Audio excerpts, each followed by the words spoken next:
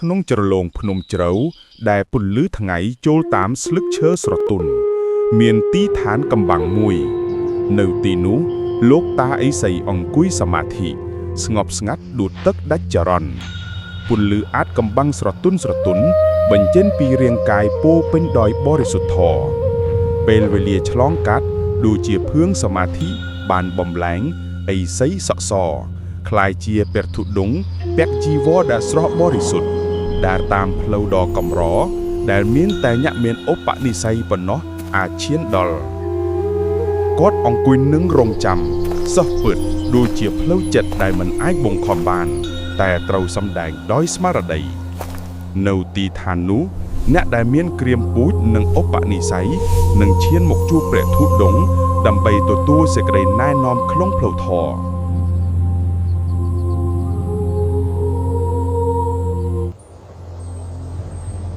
លោកតាស៊ីវសេងទទួលបញ្ជាពីលោកគ្រូតាអុកឡឲ្យទៅស្វែងរកលោកតាឥសីសក់វែង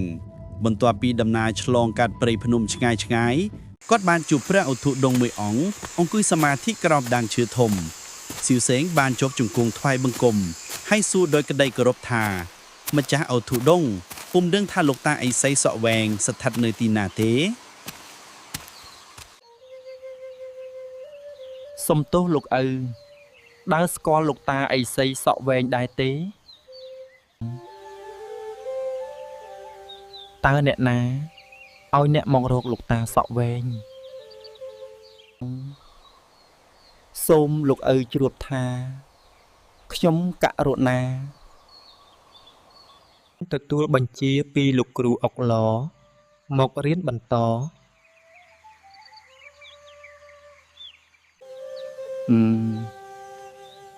យើងនេះហើយ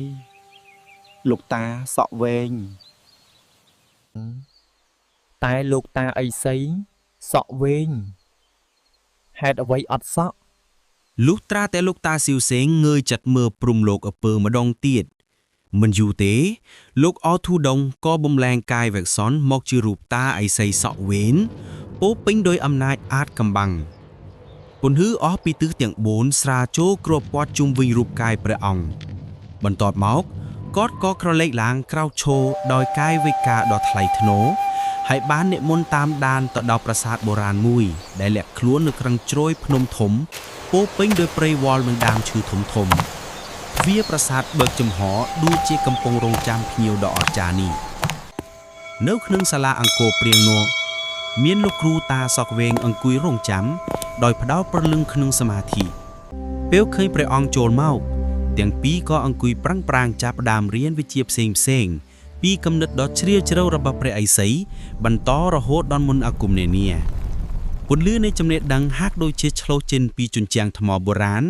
ទាំងព្រៃភ្នំនិងទិសទាំង4ស្ទើរតែស្ងប់ស្ងាត់ដើម្បីស្ដាប់សូរសមាធិនិងមុនអធិការដែលកំពុងសូត្រនៅក្នុងប្រាសាទនោះ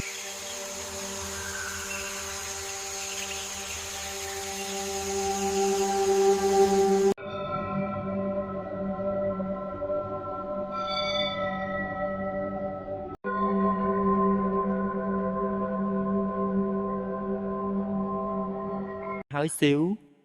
សេងអ្នកឯងរៀនចប់ហើយគួរដល់ពេលវេលាហើយ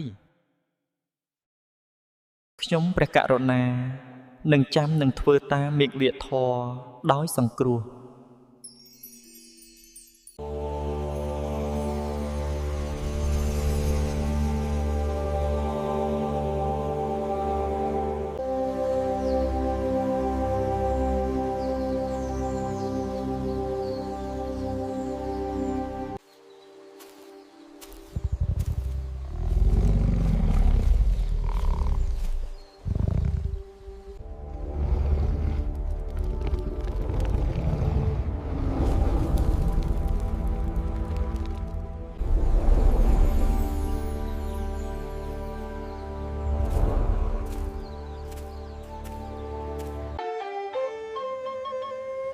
សូមជម្រាបសួរ